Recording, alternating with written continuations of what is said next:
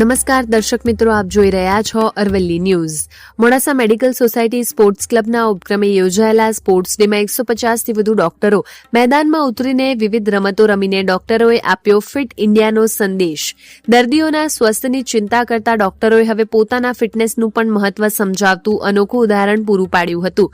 Box cricket, pickleball, table tennis, badminton, chess, swimming, carrom જેવી indoor ગેમ્સથી લઈને લીંબુ ચમચી, સંગીત ખુરશી અને કોથળા દોડ જેવી મનોરંજક રમતોના ડોક્ટરે ઉત્સાહભેર જોડાયા હતા.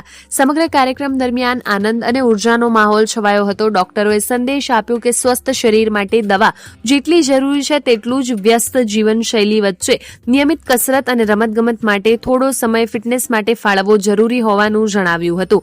સ્પોર્ટ્સ ડે માત્ર મનોરંજન પૂરતો સીમિત ન રહ્યો, પરંતુ સમાજને ફિટ રહો, હેલ્ધી રહોનો પ્રેરણાદાયી સંદેશ પણ આપી ગયો હતો.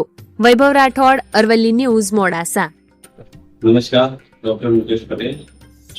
મોડાસા વિદ્યાની નગરી તો છે, સાથે આરોગ્ય નગરી પણ છે.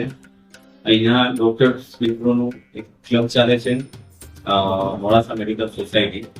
અને જ્યારે પોતે સ્વસ્થ હશે તો બીજાને સ્વસ્થ કરી શકે એ અનુસંધાન નિમિત્તે અહીંયા મોડાસા નગરની અંદર ડોક્ટરોનું એક સ્પોર્ટ્સ ક્લબનું સ્પોર્ટ્સ ઇવેન્ટનું આયોજન કરવામાં આવ્યું હતું.